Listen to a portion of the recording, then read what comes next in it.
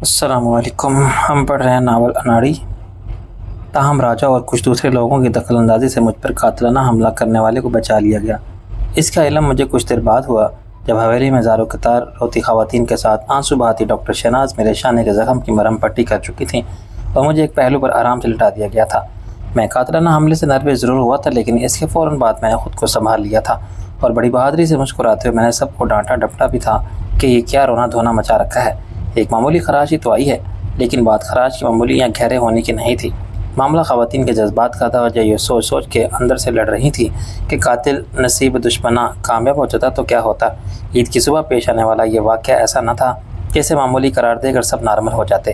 اچانک سب کی خوشیوں پر داؤ پڑ گئی اور صورتحال کو سمجھانے کے لیے مجھے سختی سے کام لینا پڑا۔ سب سے پہلے میں نے شہناز کو جھاڑا۔ تم تو ڈاکٹر ہو، حادثات کے زخمیوں کی دیکھ بھال کر چکی ہو، لاشوں کے پوسٹ مارٹم کیے ہیں، تم نے پھر یہ کیا بیوقوفی ہے؟ میں نے کسی ڈاکٹر کو مریض کی حالت پر روتے نہیں دیکھا، نہ موت پر۔ مجھے کیا ہوا ہے؟ ایک معمولی سی خراش ہی تو آئی ہے۔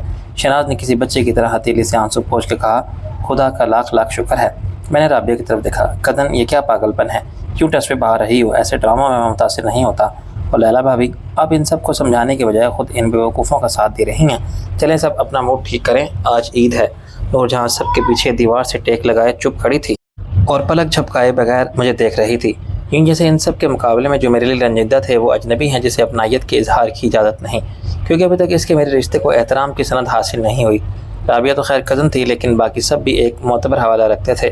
نور جہاں پر ابھی تک الزام تھا کہ اس نے تمام اخلاقی قدروں کا پامال کرتے ہوئے مجھ پر غاصبانہ قبضہ جمایا اور زبردستی حویلی میں داخل ہوئی ہیں۔ اگر یہ احساس اس کے پیروں کی زنجیر نہ بنتا تو شاید وہ مجھ سے لپٹ کے روتی، مگر اس نے اپنے جذبات کو قابو میں رکھا۔ وہ دور کھڑی دیکھتی رہیں کہ جو میرے قریب ہے وہ کس طرح رشتوں کی فصیل بنا کے درمیان میں ہے اور اس کے وجود کو نظر انداز کرنا غلط نہیں سمجھتے۔ میں اٹھا تھا کہ نور جہاں سے بتسلی کے دو بول اتنے ہی پیار سے کہوں، لیکن اچانک شہزاد اندر آ گیا۔ کیسے ہیں آپ؟ اس نے کہا۔ بالکل ٹھیک۔ باہر یہ کیسا شور ہے؟ میں نے کہا۔ وہ بولا، لوگ آپ سے عید ملنے آئے ہیں۔ غنی نے سب کو منع کیا تھا کہ آپ کی طبیعت ایسی نہیں، لیکن لوگ کہتے ہیں کہ نواب صاحب کو دیکھے بغیر نہیں جائیں گے۔ میں نے کہا میں چلتا ہوں، لیکن پہلے بتاؤ وہ کون تھا؟ ابھی کچھ معلوم نہیں، لوگوں نے اسے بہت مارا ہے۔ اسے بچانے کی کوشش میں راجہ کو اور مجھے خاصی مار پڑ گئی ہے، لیکن ہم اسے نکال لائے۔ وہ زخمی اور بے ہوش ہے، گاڑی سے حویلی میں لے آئے ہیں۔ میں نے کہا، اسے مارنے والے کون تھے؟ کچھ اپنے کچھ نامعلوم لوگ۔ ارد گرد کے دیہات کے کافی لوگ نماز میں شریک ہونے آئے تھے۔ زیادہ تر کو ہم نے آسانی سے روک دیا، کچھ تھے جو قابو میں نہیں آ رہے تھے تو غنی نے ریوالور نکال لیا اور ایک فائر کیا تو سب بھاگ گئے۔ میں نے کہا، آواز میں نے بھی سنی تھی، کچھ مشکوک افراد تھے، سب بھاگے تو وہ بھی نکل گئے۔ ڈاکٹر شہناز اس زخمی قیدی کو دیکھ رہی ہے۔ میرا خیال ہے کہ اسے شہر کے کسی ہاسپٹل میں شفٹ کرنا پڑے گا۔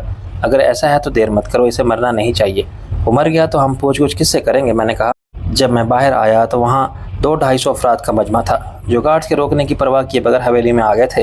مجھے دیکھ کے ایک شور سا اٹھا، یہ اظہار مسرت اور تشکر کے کلمات کا شور تھا۔ سب لوگ ایک ساتھ آگے بڑھے اور برآمدے کے کنارے تک آ گئے۔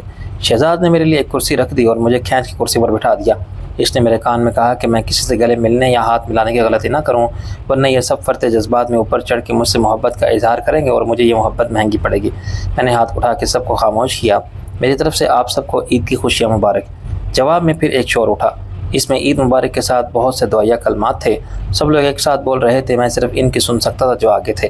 وہ پوچھ رہے تھے کہ میرا حال کیا ہے۔ میں اس نادیدہ اجنبی دشمن کے بارے میں جاننا چاہتے تھے کہ اس نے یہ مذموم حرکت کیوں کی۔ وہ غصے میں تھے اور اسے کوس رہے تھے۔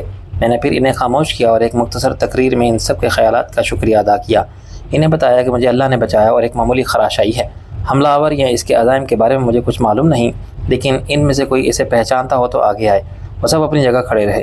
10 منٹ بعد غنی نے ان سب کو حویلی کے احاطے سے نکال دیا، لیکن انہوں نے کوئی گلہ نہیں کیا۔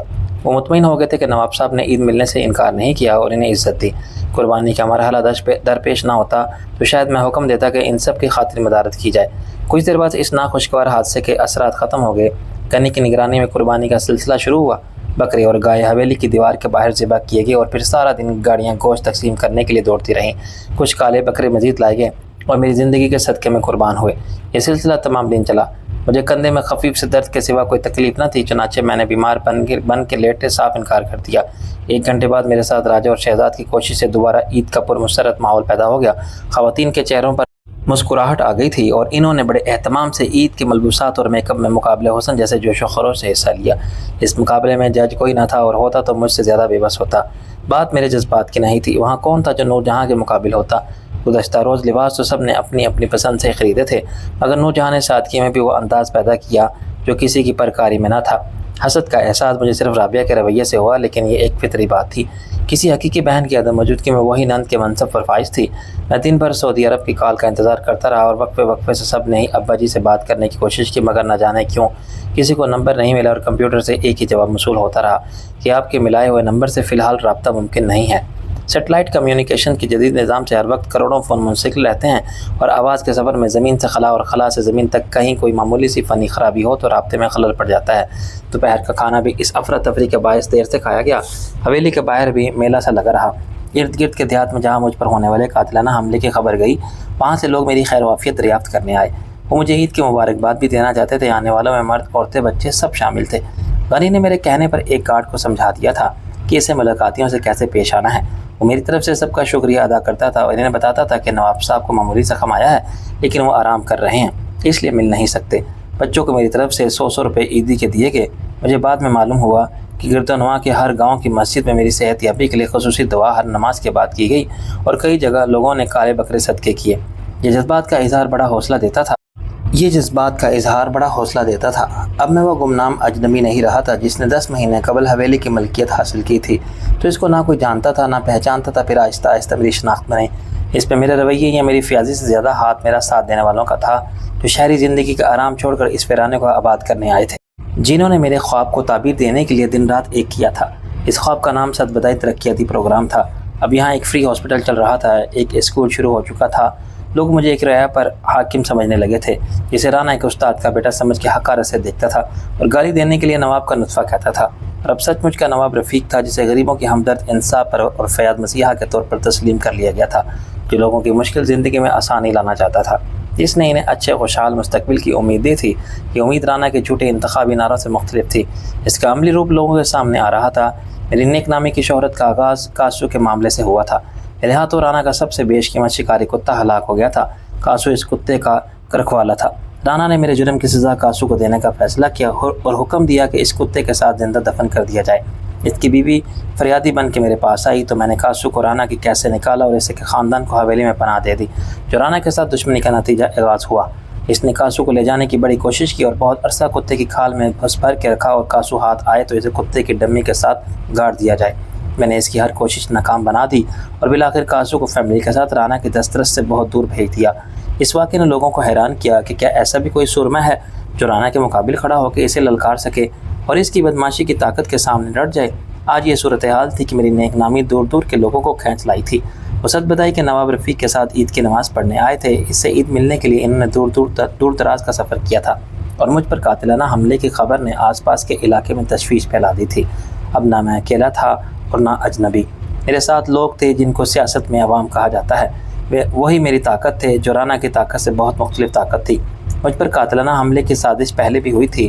ایک شخص دستی بم کے ساتھ اسکول اور ہاسپٹل کی افتتاحی تقریب میں دھماکہ کرنے بھیجا گیا تھا، لیکن اس نے لوگوں کے جذبات اور تقریب کا ماحول دیکھا تو اس کا ارادہ بدل گیا۔ اس نے خود کو بم سمیت میرے گارڈز کے حوالے کر دیا۔ میں نے اسے معاف کر دیا اور اس علاقے سے دور بھیج دیا۔ یہاں رہتا تو رانا اسے غداری اور نمک حرامی پر مروائے بغیر نہ چھوڑتا۔ خنجر کے ساتھ نمازیوں میں شامل ہونے والے بھی یقیناً رانا کے کیمپ کا ہی آدمی تھا۔ اسے بھی لالچ کے ساتھ دباؤ کے تحت بھیجا گیا تھا۔ رانا کے نمک خوار کسی حکم کی تعمیل سے انکار کی جرات نہیں رکھتے تھے۔ انکار کو بغاوت سمجھا جاتا تھا اور اس کی سزا باغی کے ساتھ اس کے خاندان کو بھی بھگتنا پڑتی تھی۔ اس کے بیوی بچے، ماں باپ، بھائی بہن سب رانا کے عتاب کا شکار ہوتے تھے۔ جان ہتھیلی پر رکھ کے حکم بجا لانے والے کو انعام ملتا تھا، رانا کی ایک شاباشی، 2-4 ہزار روپے یا زمین کا ایک ٹکڑا۔ غلامی سے آزادی پھر بھی نہ تھی۔ اس حملہ آور کو میں نے سپہر کے بعد دیکھا۔ شہناز نے مجھے مطلع کیا کہ اب اس کی حالت خطرے سے باہر ہے۔ غنی کے ساتھ میں تہہ خانے میں اترا۔ قیدی کو ایک الگ کمرے میں رکھا گیا تھا۔ اس زو میں دوست قید خانے تک کسی کی رسائی ناممکن نہ تھی۔ ایک مسلح محافظ زینے کے آغاز میں کھڑا تھا اور دوسرا کمرے کے باہر۔ قیدی 30-32 سال کا عام سا دیہاتی تھا، آنکھیں بند کیے ایک تخت پر سیدھا لیٹا ہوا تھا۔ اس کے ہاتھوں پیروں پر مجھے پٹیاں بندی نظر آ رہی تھیں۔ شہناز میرے ساتھ تھی۔ اس نے مجھے پوری رپورٹ دی۔ لوگوں نے اسے بڑی بے رحمی سے مارا ہے۔ اس کے دونوں بازو ٹوٹے ہیں، 2 پسلیاں متاثر ہوئی ہیں، باقی جسم پر بھی خاصی چوٹیں ہیں۔ ذرا اپنی میڈیکل رپورٹ کی زبان میں بتاؤ چوٹیں کیسے آئیں؟ وہ میرا مطلب سمجھ گئی اور ہنسنے لگی۔ زیادہ چوٹیں عام قسم کی ہیں جو تھپڑ مکے لوگوں نے مارے یا لاتیں ماری، جسم پر سوجن اور نیل ہیں۔ وہ پسلیاں بھی ٹھوکریں مارنے سے متاثر ہوئی ہیں۔ متاثر ہونے کا کیا مطلب ہے؟ ٹوٹی ہیں۔ فریکچر لگتا ہے مگر یقین سے کچھ نہیں کہا جا سکتا۔ ٹوٹ کے کوئی پسلی دو حصوں میں الگ نہیں ہوتی، کریک ہوئی ہیں، پسلی ٹوٹ جائے تو اندر گھس جاتی ہے اور پھیپھڑوں کو بھی نقصان پہنچا سکتی ہے۔ ایسا نہیں ہوا اور نہ اسے ہاسپٹل لے جانا پڑا، آپریشن سے ہڈی جوڑ کے پلاسٹر کرنا پڑتا ہے۔ وہاں بازو کوہنی سے نیچے ٹوٹا ہے اور اس پر کسی سخت چیز سے وار کیا گیا تھا، مثلاً ڈنڈا یا سریا۔ میں نے کہا نماز پڑھنے والا ڈنڈا یا سریا کیسے لایا؟ یہ آپ کی تفتیشی ٹیم کو ہی معلوم کرنا چاہیے۔ دوسرا بازو کوہنی سے اوپر ٹوٹا ہے، اسی طرح جیسے پہلا بازو ٹوٹا، لیکن دو زخم جو سر پر ہیں وہ گہرے کٹ ہیں، ایسا لگتا ہے کسی نے کلہاڑی سے وار کیا ہو۔ ڈاکٹر صاحب کچھ خدا کا خوف کرو، کلہاڑی سے سر کے دو ٹکڑے ہو جاتے ہیں اور کلہاڑی ایسی چیز نہیں کوئی جیب میں رکھ کے لے آئے۔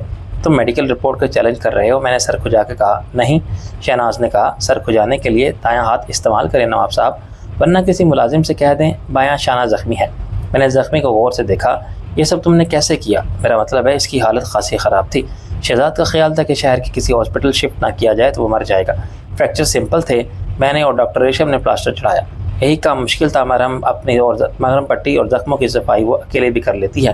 یہ خاصی تکلیف میں تھا، میں نے ایک انجیکشن دے کر کام چلایا۔ ضرورت کی سب دوائیں میرے پاس تھیں۔ میں نے شہناز کے کندھے پر ہاتھ رکھا۔ تم جو کام کر رہی ہو وسائل نہ ہونے کے باوجود ایسے مشکل حالات میں تمام خطرات کے ہوتے، اس پر میں اپنی طرف سے نوبل پرائز دینا چاہتا ہوں۔ شکریہ، آپ یہ پرائز اپنے پاس رکھیں، مجھے اس آدھے ادھورے کلینک کی جگہ ہاسپٹل بنا دیں۔ ایک چھوٹے ہاسپٹل کو چلانے کے لیے بھی کچھ چیزیں ضروری ہیں ورنہ پرابلم ہوتی ہے۔ آپ حکم کرو۔ ایک تو ایکس رے مشین، ایک الٹرا ساؤنڈ مشین، ایک اے سی جی کی مشین، اس کے علاوہ عام قسم کا ٹیسٹ کرنے کے لیے لیبارٹری ہونی چاہیے۔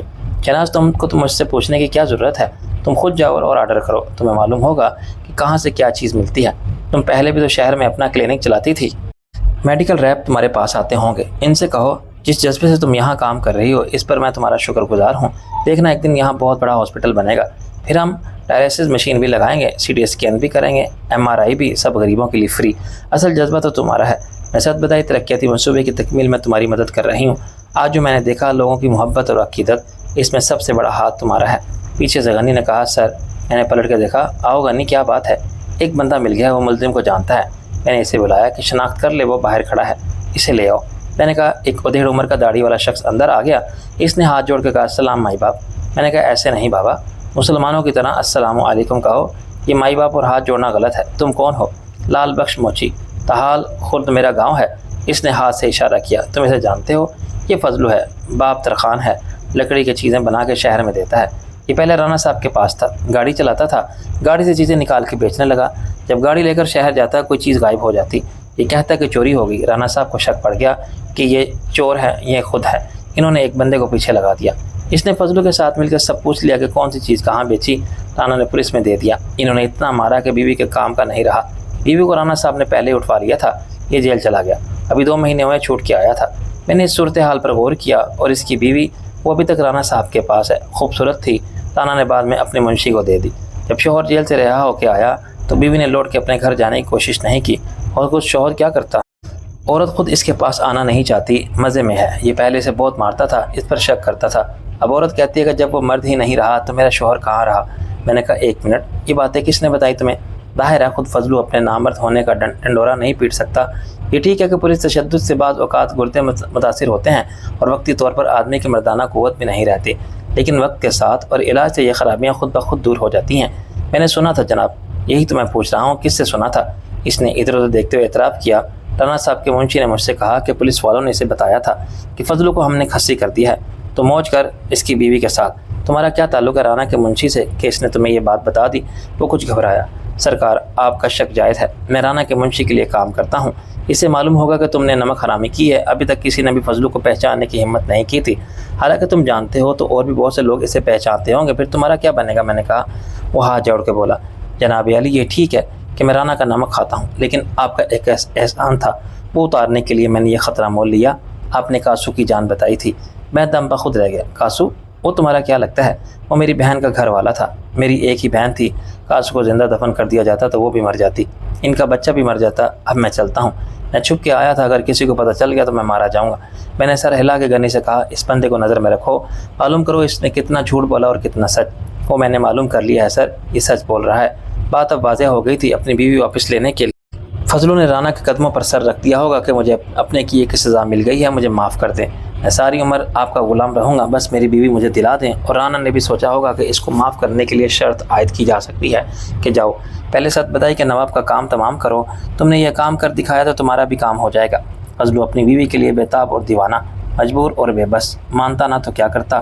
قاتلانہ حملے کا طریقہ اسے کسی اور نے سمجھایا تھا یا اس نے خود اپنے دماغ سے سوچا؟ ہر صورت میں ناکامی یا موت صرف فضلو کے لیے تھی۔ اگر وہ مجھے خنجر گھونپنے میں کامیاب ہو جاتا، جس کا امکان بہت کم تھا، تب بھی خنجر کے ایک وار سے میرا مر جانا یقینی نہ تھا، اس کا پکڑا جانا یا مارا جانا یقینی تھا۔ اس کی بیوی اسے کسی صورت نہ ملتی۔ غنی لوٹ کے آیا تو ہم سب حویلی کے لان پر بیٹھے شام کی چائے پی رہے تھے۔ گیٹ پر ابھی میرے لیے نیک خواہشات رکھنے والے آ جا رہے تھے۔ وہ سیدھے سادھے دیہاتی مجھ سے عقیدت یا اطاعت ظاہر کرنے کے لیے چھوٹے موٹے تحائف بھی لا رہے تھے۔ یہ دور سلطانی کی روایت تھی جو کسی نہ کسی صورت میں چل رہی تھی۔ بادشاہ سلامت، ریاستوں کے نواب یا راجہ مہاراجہ کی خدمت میں حاضر ہونے والے پہلے نذرانہ پیش کرتے تھے۔ میں کسی صورت ان لوگوں کو حاکم نہیں تھا اور بے وجہ نواب مشہور ہو گیا تھا۔ میں نہیں چاہتا تھا کہ مجھے جناب علی سرکار یا مائی باپ جیسے خطاب سے بھی یاد کیا جائے، لیکن یہ لوگ اپنی عادت یا فطرت سے مجبور تھے۔ وہ اپنی چاہت یا پسندیدگی کا اظہار ایسے ہی تحائف سے کرتے تھے۔ گیٹ پر ان اشیاء کا انبار لگ گیا تھا۔ اس ٹھیر میں گڑ، جو کا ستو، مکھن اور دیسی گھی، یہاں تک کہ سبزیاں اور انڈے تک شامل تھا۔ وہ ایک مرغی بھی نظر کر گیا تھا۔ میری ہدایت پر غنی نے یہ سب چیزیں گارڈز میں تقسیم کرا دی تھیں۔ میں نے غنی کو اشارے سے بلایا۔ غنی، اگر لال بخش مونچی کو معلوم تھا کہ مجھ پر قاتلانہ حملے کرنے والا فضلو حویلی میں قید ہے تو یہ بات اور کتنے لوگوں کو معلوم ہوگی؟ اسے پہچاننے والے بہت ہوں گے۔ جی سر، لیکن وہ رانا کے ڈر سے سامنے نہیں آئے۔ کیا اب تک اس کے باپ کو پتہ نہیں چلا؟ راجہ نے پوچھا۔ پتہ تو یقیناً چل گیا ہوگا، وہ ڈر کے مارے نہیں آیا۔ میں نے کہا اس نے کوئی جرم تو نہیں کیا، لیکن یہاں کا دستور ہے بیٹے کا جرم ہو یا باپ کا، سزا پورے خاندان کے لیے ہوتی ہے۔ فضلو کا باپ دونوں طرف سے مشکل میں پڑ گیا ہے۔ ایک طرف رانا کا ڈر ہے، دوسری طرف آپ کا، اور ہو سکتا ہے وہ یہاں آئے رحم کی اپیل کے ساتھ۔ اسے بھی معلوم ہوگا کہ آپ رانا کی طرح بے رحم اور ظالم نہیں ہیں۔ اچانک مجھے ایک بات یاد آ گئی۔ غنی، عید کی نماز سے پہلے کہیں کتے بھونک رہے تھے۔ غنی مسکرانے لگا۔ ہاں جی، اس کی مجھے خبر ملی تھی، رانا کے منشی کو کچھ زیادہ ہی تکلیف ہو رہی ہے۔ اس نے آس پاس کے علاقے سے کچھ پاگل کتے پکڑے تھے، کسی نے بتایا تو مجھے بڑی حیرانی ہوئی۔ یہاں کتے ایسے ہی پھرتے ہیں، لوگوں کو کاٹ بھی لیتے ہیں۔ سرکاری محکمے شہروں میں کام نہیں کرتے تو گاؤں میں کتے پکڑنے یا مارنے کون آئے گا؟ میں نے پتہ کیا تو معلوم ہوا کہ 4 کتے ان کے ہاتھ لگے تھے۔ پاگل کتوں کا آسان علاج بھی ایک ہی ہے کہ انہیں مار دیا جائے۔ عام طور پر یہاں ان کو گوشت میں نیلا طوطا ڈال کے کھلا دیتے ہیں، لیکن یہ کتے بڑی کوشش سے زندہ پکڑے گئے۔ کافی بھاگ دوڑ ہوئی۔ کتے پکڑنے والے بڑی تیاری سے آئے تھے، ٹانگوں پر بوریاں باندھ کے اور ہاتھوں پر کپڑا لپیٹ کے۔ جو بات سب کو عجیب لگی یہ تھی کہ انہوں نے منہ پر ڈھانپ رکھے تھے۔ سوچنے کی بات ہے کہ جناب کے کتا کسی کے منہ پر تو حملہ نہیں کرتا۔ ان کا اصل مقصد خود کو چھپانا تھا۔ کسی نے ان کی صورت نہیں دیکھی۔ میں نے پتہ کیا تو خبر ملی کہ وہ کتے رانا کے ڈوگ ہاؤس میں ہیں، لیکن ان کو الگ رکھا گیا ہے۔ یہ خبر کس سے ملی؟ میں نے پوچھا۔ غنی نے ادھر ادھر دیکھا۔ اسی سے جو رانا کی حویلی میں ہے۔ راجہ ہنسنے لگا۔ فکر مت کرو، ریشم کو پتہ نہیں چلے گا۔ غنی نفی میں سر ہلانے لگا۔ آپ نہیں جانتے اسے سر، جتنی بھولی بنتی ہے نا اتنی ہی چلاک ہے۔ 4 کان ہیں اس کے اور 2 آنکھیں سر کے پیچھے بھی ہیں۔ ہر بات اسے مجھ سے اور آپ سے پہلے معلوم ہوتی ہے۔ جاسوس لگا رکھے ہیں میرے پیچھے بھی۔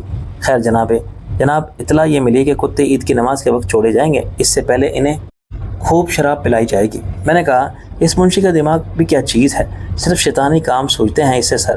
ہو سکتا ہے رانا کو خبر ہی نہ ہو۔ اگر وہ کامیاب ہو جاتا تو میرے خنجر سے رانا کے سامنے اپنی کارکردگی کی رپورٹ پیش کرتا، لیکن اس کے دونوں پلان فیل ہو گئے۔ دوسرا پلان کیا تھا؟ پہلے اس نے ہر گاؤں کے لوگوں سے کہا تھا کہ نماز جمعہ کے بعد فتوے جاری کر دیں کہ جس نے اپنے گاؤں کو چھوڑ کے کسی دوسرے گاؤں میں جمعہ پڑھایا، عید کی نماز ادا کی، اس کی نماز نہیں ہوگی، الٹا وہ گناہ گار ہوگا۔ ظاہر ہے کسی نے بھی یہ بات نہیں مانی تو انہیں لالچ دیا گیا۔ رانا صاحب کی طرف سے مسجد کی تعمیر اور رنگ و روغن کی مد میں 5-5 ہزار روپے دیے جائیں گے۔ اس پر کچھ مان گئے، کچھ نہیں مانے تو انہیں بلا کے دھمکی دی گئی کہ امامہ سے فارغ کر دیا جائے گا۔ ایک دن 1-2 بندوں کو اضافی 5,000 بھی دیے گئے۔ اس کے بعد سارے ہی سیدھے ہو گئے سوائے 1-2 کے۔ ہر گاؤں میں یہ بات پھیل گئی۔ رانا کو یقیناً اس کے جاسوسوں نے اس خطرے سے آگاہ کر دیا تھا کہ لوگ سچ بتائی جا کے نواب رفیق کے ساتھ عید کی نماز میں شریک ہونے کا سوچ رہے ہیں۔ دیہات میں مسجد کے پیش امام کی بات دین کے معاملے میں سند سمجھی جاتی ہے۔ اس کے باوجود کافی لوگ آ گئے۔ یہ بات نہ ہوتی تو باہر تک مجمع ہوتا۔ آپ دیکھ لیں، سارا دن لوگ آتے رہے ہیں اور ابھی آ رہے ہیں۔ یہ وہی ہیں جو نماز میں شریک ہونے سے رکے تھے۔ میں نے کہا کیا وہ پاگل شرابی کتے چھوڑے گئے؟ جی سر، مجھے بعد میں پتہ چلا تھا کہ ان کے دم کے ساتھ فیتا باندھ کے آگ لگائی گئی تھی اور ان کا رخ ہماری طرف کر کے چھوڑ دیا گیا تھا۔ وہ سیدھے بھاگے۔ اگر وہ سائنس ریسرچ سینٹر تک پہنچ جاتے تو پتہ نہیں کتنے نماز پڑھنے والوں پر حملہ کرتے۔ پھر تم نے انہیں کیسے روکا؟ کل رات میں نے سینٹر کے باہر 20 فٹ لمبی اور 2 فٹ گہری خندق کھدوائی تھی۔ 10 بندے تھے، 1 گھنٹے میں یہ کام ہو گیا۔ پھر میں نے ساتھ والے گاؤں سے ایک سپیرے کو بلوایا اور اسے کہا کہ مجھے کچھ جنگلی زہریلے سانپ چاہیے، اور وہ دے گیا۔ وہ میں نے صبح خندق میں چھوڑ دیے اور خندق کے اوپر پتلی پتلی شاخیں رکھ کے گھاس پھوس پھیلا دی۔ اس طرح سانپ بھی باہر نہیں آئے، اور آ جاتے پھر۔ شہزاد نے پوچھا۔ 2 بندے رکھے تھے میں نے، وہ انہیں مارتے تھے۔ جب کتے تکلیف سے چلاتے اور شراب کے نشے میں سیدھے دوڑتے آئے تو خندق میں گر گئے۔ 5 سانپوں نے انہیں ڈس لیا۔ سپیرا دوپہر کے بعد آیا تھا، اپنے سانپ بھی لے گیا اور 400 روپے بھی۔ مجھ سے پوچھ رہا تھا کہ پاگل کتوں کو مارنے کے لیے اتنا مشکل طریقہ کیوں اختیار کیا۔ میں نے کہا کہ یہ پاگل کتے بڑے ہوشیار تھے، نیلے دھوتے والا گوشت نہیں کھاتے تھے۔ غنی ہنسنے لگا۔ ہم سب نے حقیقت پر مبنی یہ دہشت ناک کہانی بڑی حیرت سے سنی تھی۔ حیرانی کے جذبات میں خوف کا عنصر بھی شامل تھا، اور فکر مندی کا بھی۔ بے شک غنی نے ذہانت اور حاضر دماغی سے کام لیتے ہوئے اینٹ کا جواب پتھر سے دیا تھا، لیکن رانا کے کیمپ کی طرف سے ایسی خطرناک سازشوں کا تصور لامحدود اندیشوں کو جنم دیتا تھا۔ گرفتاری کے بعد رانا کی خاندانی عزت بری طرح مجروح ہوئی تھی۔ یہ بات یقینی تھی کہ اب اس کی دشمنی کے جذبات نئی شدت کے ساتھ سامنے آئیں گے۔ ڈی آئی جی عبداللہ نے کوشش ضرور کی تھی کہ وہ بدلے ہوئے وقت اور حالات کے تقاضوں کو سمجھ لے اور اپنی حد میں رہتے ہوئے دوسروں کو خود مختاری تسلیم کرے، لیکن نسل در نسل خون میں منتقل ہونے والی فرعونیت کا اثر اتنی آسانی سے زائل ہونے والا نہیں تھا۔ میں نے کہا، غنی، یہ برائی نہیں، تمہاری تعریف ہے۔ رانا کے منشی کے شیطانی دماغ کا مقابلہ کوئی اور نہیں کر سکتا۔ وہ مسکراتا رہا۔ سب کرنا پڑتا ہے جناب علی، شرافت کی زبان آج کل کون سمجھتا ہے؟ اللہ نے چاہا تو آج رات ہم اپنے رانا صاحب کو عید کی مبارکباد بھی دیں گے، بس شیر خان آ جائے۔ میں نے چونک کے کہا، کیا کرنا چاہتے ہو تم؟ راجہ نے کہا، کچھ نہیں نواب صاحب، تھوڑی سی دل لگی کریں گے رانا صاحب کے ساتھ۔ شیر خان جیسے انتظار میں تھا کہ گیٹ کھلا اور اس کی گاڑی اندر آ گئی۔ وہ گاڑی سے اتر کے ہماری طرف آیا تو اس کے ہاتھ میں کاغذوں کا ایک بنڈل تھا جو اس نے درمیان میں رکھ دیا۔ راجہ نے بنڈل کھول کے کاغذ نکالا اور بولا، واہ! شیر خان نے راجہ کی طرف اس کا موبائل فون بڑھایا۔ یہ 500 ہیں سر۔ راجہ نے وہ پوسٹر میری طرف بڑھا دیا۔ 2 فٹ لمبے 1 فٹ چوڑے پوسٹر کے 2 تہائی حصے پر وہ تصویر تھی جس پہ رانا اور اس کا بیٹا حوالات میں سلاخوں کو تامے کھڑے تھے۔ نیچے موٹے حروف میں لکھا تھا، عید مبارک۔ راجہ نے یہ تصویر اپنے موبائل فون سے اتاری تھی۔ ڈی آئی جی عبداللہ نے اسے یہ تصویر اخبارات میں اشاعت کے لیے جاری کرنے سے روک دیا تھا۔ راجہ نے بڑی ہوشیاری سے کام لیتے ہوئے اپنا موبائل فون غنی کے حوالے کر دیا تھا، ورنہ شاید عبداللہ جان اسے ضبط کر لیتا۔ اب اس موبائل فون کی تصویر شیر خان شہر سے پوسٹر پر پرنٹ کرا کے لایا تھا۔ میں نے کہا، کیا یہ عید کارڈ تقسیم ہوں گے؟ راجہ نے نفی میں سر ہلایا۔ یہ آج رات گردنما کے تمام دیہات میں نمایاں مقام پر چسپاں کرائے جائیں گے۔ صبح عوام رانا صاحب کی عزت افزائی کا نظارہ کرے گی۔ میں نے کہا، یار وہ ڈی آئی جی خفا ہوگا۔ میں نہیں ڈرتا اس کی خفگی سے۔ اس کی ایک بات مان لی تھی، تصویر اور خبر اشاعت کے لیے جاری نہیں کی گئی۔ ہر بات نہیں مانی جا سکتی۔ میں جو بھی کر رہا ہوں اپنی ذمہ داری کی پر کر رہا ہوں۔ تو کہہ دینا کہ مجھے اس کارروائی کی پہلے سے کوئی اطلاع ہوتی تو میں روک دیتا۔ میں نے کہا، اور تو کیا کہے گا؟ میں ذمہ داری قبول کروں گا، رانا چاہے تو میرے خلاف حد تک عزت کا کیس کر دے۔ یہ معاملہ ہے رانا کا اور میرا۔ ڈی آئی جی اپنے قانون کے ساتھ بیچ میں کہیں نہیں آتا۔ رانا سے میں نمٹ لوں گا عدالت میں، پہلے وہ ثابت یہ کرے گا کہ یہ کارروائی میں نے کی تھی۔ تھانے میں تو بہت لوگ تھے، ہر ایک کے موبائل فون میں کیمرہ تھا۔ جاؤ غنی۔ اور میں نے کہا، غنی دیر ہو گئی ہے مگر کوئی بات نہیں، تم اپنا کام کرو۔ دیر کیسی؟ میں نے پوچھا۔ یہ ہم عید سے پہلے رات کو لگانا چاہتے تھے تاکہ عید کی صبح رانا کے لیے مبارک ہو، مگر رازداری سے کام کرانے میں کچھ دیر ہو گئی۔ خیر، کل بھی عید ہے اور پرسوں بھی۔ میں نے کہا، راجہ صاحب یہ پنگا لینا ضروری ہے؟ اچھا ضروری ہے۔ شرافت اور صلح صفائی کی سیاست بہت پہلے ناکام ہو چکی، اب تو ایسے ہی ہوگا۔ تو دیکھ کے حالات کیسے بدل گئے ہیں، ہمارے لیے بھی اور رانا کے لیے بھی۔ ہم نے اسے بیک فٹ پر کھیلنے کے لیے مجبور کر دیا ہے۔ جارحیت سب سے بڑا دفاع ہے، وہ بدماش ہے تو ہم مہا بدماش ہیں۔ رانا کو اس کا ثبوت دینا ضروری ہے۔ لوگوں کا دل ہم شرافت سے جیت رہے ہیں، رانا کو طاقت سے شکست دیں گے۔ رائٹ، یو آر رائٹ راجہ، میں نے قائل ہو کے کہا۔ وہ دن اچھا گزرا۔ شہزاد کی خالہ اور ماں کے آ جانے سے حویلی کی رونق بڑھ گئی تھی۔ رزق بھر ملبوسات میں خواتین نے حویلی کے اندر ہی اپنی تفریح کے اسباب پیدا کر لیے تھے۔ شناز سے عقیدت رکھنے والی مریض خواتین اور بچے بھی دن بھر آتے رہے۔ باقی سب نے عید کی خصوصی مینو کو اپنی مصروفیت کا مرکز بنا لیا اور مقابلے پر کھانے پکائے، اور جہاں جو پہلے کچھ بجھی بجھی سے نظر آتی تھی وہ بھی اس کے بعد نارمل ہو گئی۔ اور جہاں کا مسئلہ پیچیدگی سے اعتبار سے کشمیر کا مسئلہ بنا ہوا تھا، فریال کی موجودگی میں اس کے اور میرے تعلق کو اسی طرح قبول کیا گیا تھا جیسے مقبوضہ کشمیر پر بھارتی تسلط۔ اس کے خلاف فریال بھی احتجاج کرتی رہتی تھی اور باقی سب بھی اس کی حمایت میں مظاہرے کرتے تھے۔ پہلے میرے دباؤ سے نورجہاں کو ایسے برداشت کیا گیا تھا جیسے وہ فریال کی شوکن ہے، جیسے اب اس عہدے سے برطرف نہیں کیا جا سکتا۔ اب میری مسلسل وکالت کے نتیجے میں ابا جی نے اسے مظلوم اور بدبخت لڑکی مان کے اس کے سر پر اپنا دست شفقت رکھ دیا تو یہ صورتحال کسی حد تک بہتر ہو گئی۔ اب بھی میں 100% یقین کے ساتھ نہیں کہہ سکتا کہ سب نے اسے اکبر خان کے قتل کے الزام سے بری کر دیا تھا۔ شک کا ایک کانٹا ہنوز سب کے دل میں موجود تھا۔ اتفاق سے مجھے اپنے موبائل فون کو چارج پر لگانے کے لیے اوپر جانا پڑا۔ شہزاد کی ماں کے ساتھ نور جہاں کی باتیں چل رہی تھی۔ اپنی اندھیری دنیا میں تنہا رہنے والی عورت کا موضوع سخن وہ ماضی تھا جس کی یادوں کو اس نے سنبھال کے رکھا ہوا تھا۔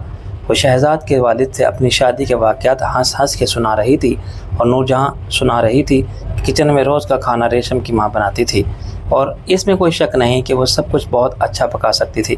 لیکن آج 100% طور پر شہزاد کی خالہ بھی کچن میں ان کی مدد کرنے آ گئی تھی۔ اپنے گھر کی بیزار کن یکسانیت اور تنہائی کے بعد دونوں بہنوں کے لیے حویلی کی گہما گہمی ایک خوشگوار تجربہ ثابت ہو رہی تھی۔ کھانے کے کمرے میں رابعہ، شہناز اور لیلا بھابھی برتنوں کو کپڑے سے خشک کر کے ترتیب سے لگا رہی تھی۔ یہ رات کی پرتکلف دعوت کا اہتمام تھا۔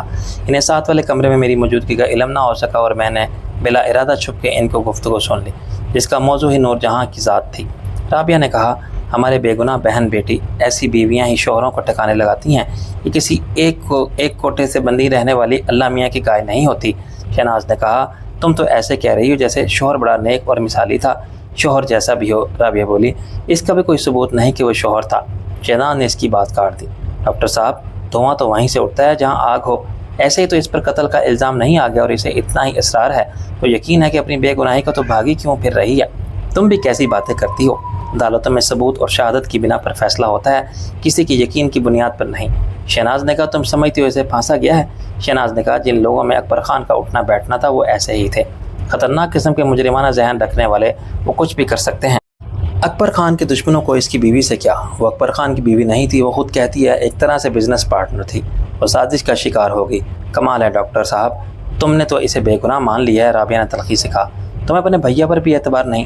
تم سمجھتی ہو وہ جھوٹ بول رہے ہیں؟ شہناز نے کہا، ان کی بات چھوڑو، ان کی مت ماری ہے اس حسین بلان۔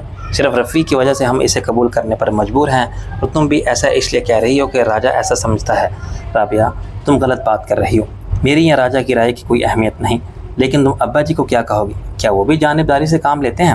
اور ان کی عقل اور ان کا تجربہ ہم سب سے زیادہ ہے۔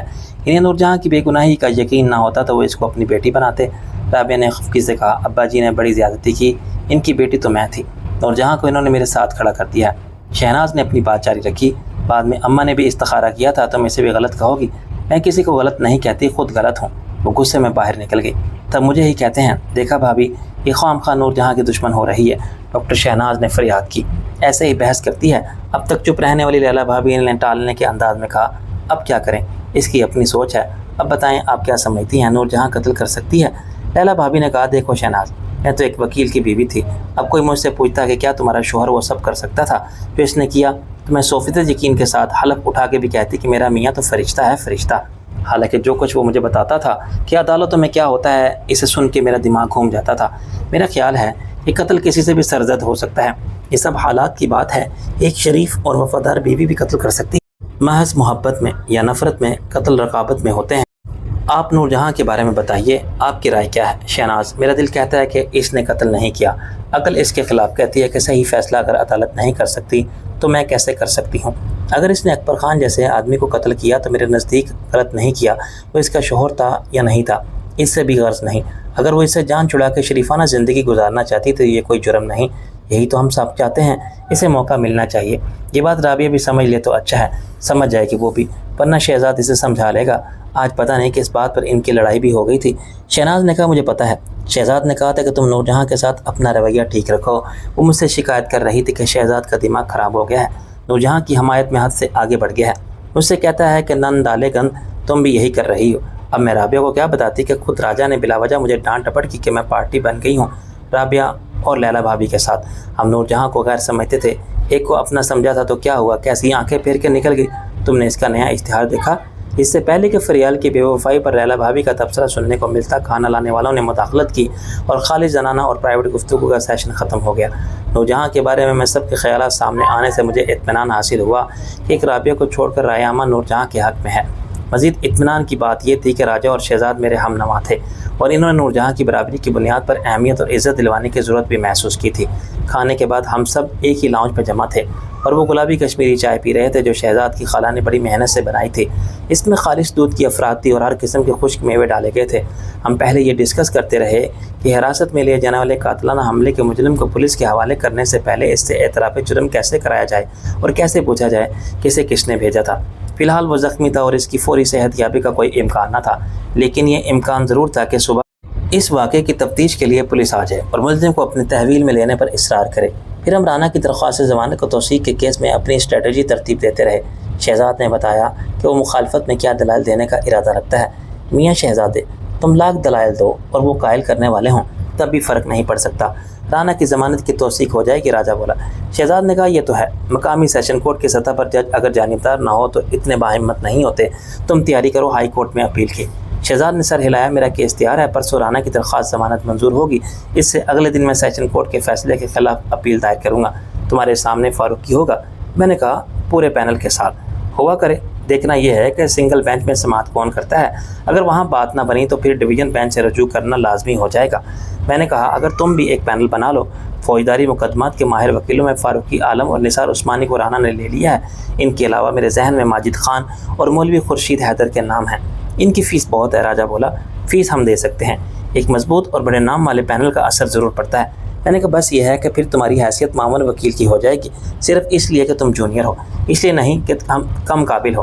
مولوی خورشید حیدر کے ساتھ میں نے کام کیا ہے، وہ مجھے پسند کرتے ہیں، ماجد خان کے ساتھ کام کا تجربہ میرے لیے اچھا ہوگا، آپ ان دونوں سے بات کر لیں، شہزاد نے کہا۔ خواتین نے وہیں اپنی محفل جما رکھی تھی اور وہ باتیں کم کر رہی تھیں، دن بھر آنے جانے والوں پر ہنس زیادہ رہی تھی۔ ایک گوشے میں لگا ہوا ٹی وی خاموشی سے تصویر دکھا رہا تھا، ریموٹ سے اس کی آواز بند کر دی گئی تھی۔ اچانک اس کی آواز کھول دی گئی اور خواتین خاموش ہو گئیں۔ ٹی وی اسکرین پر فلمی ستاروں کا عید شو چل رہا تھا، جس میں باری باری مختلف مہمان آ کے وہی پرانی باتیں دہرا رہے تھے جو ہر چینل سے ہر عید پر کرتے ہیں۔ دیکھنے والے محض خوبصورت چہروں کی رنگین جگمگ کرتے ملبوسات کی اور ان سے جھانکنے چھلکتے ہوش و خرو بجلیاں گراتے مرمری جسموں کی نمائش کے نئے انداز دیکھ رہے تھے۔ درمیان میں کمرشل بریک کے علاوہ کوئی پاپ سنگر نمودار ہو جاتا تھا، محض ہونٹ ہلاتے رہنے کی تال اور نئے رقص پر اس کے انداز تھرکنے یا گٹار کے ساتھ اچھل کود کرنے۔ گانا تو سی ڈی پر ریکارڈ کیا ہوا ہوتا ہے۔ اچانک رانا شہزاد کی جوڑی نے، جو ایک نئے ہینڈسم ہیرو اور ایک ناکارہ اداکار صداکار پر مشتمل تھے، نئے مہمانوں کی آمد کا اعلان کیا اور شو بزنس کے حاضرین و ناظرین نے جو حال میں گروپ بنا کے میزوں پر بیٹھے تھے تالیاں بجائیں۔ یہ اعلان کئی بار ہوا ہوگا، جو سنا کسی نے نہیں تھا، مگر مہمان نمودار ہوئے تو صد بدائی کی حویلی کے ناظرین پر جیسے بجلی سی گری۔ یکلخت خاموشی چھا گئی اور ٹی وی پر تالیاں سنائی دیں تو ہم نے بھی نظر اٹھا کے دیکھا، فریال بڑی نزاکت سے سلطان کے ہاتھ میں ایک ہاتھی اسٹیج کی سیڑھیاں چڑھ رہی تھی۔ سلطان نے محض علامتی طور پر اس کی انگلیاں تھام کے اسے سہارا دے رکھا تھا۔ فریال بادلوں کی طرح سرسراتے مکڑی کے جالے اور آفتاب کی کرنوں سے بنے ہوئے بے داغ سفید ریشمی لباس میں کسی پری کی طرح لگ رہی تھی، جو ہوا کے روش پر کسی تتلی کی طرح پرواز کرتی زمین پر اتری ہو۔ سلطان نے بہت مختصر آستینوں والی رنگین ٹی شرٹ پہن رکھی تھی، اس کا گریبان سامنے سے کھلا ہوا تھا، جس میں سے اس کے گلے میں پڑی ہوئی سونے کی بھاری چین نظر آ رہی تھی۔ اس نے اپنے کان میں چھوٹا سا طلائی رنگ بھی لٹکا رکھا تھا۔ اس کا یہ ٹین ایجز والا بدلا ہوا انداز اس کے اسپائک پر ہیئر سٹائل سے میچ کرتا تھا۔ بعد میں کمپیر خاتون نے اسے نیکسی قرار دیا۔ جمعہ 8 دن میں یہ اتنی بڑی سٹار بن گئی، رابعہ نے پہلا جلا بھنا تبصرہ کیا۔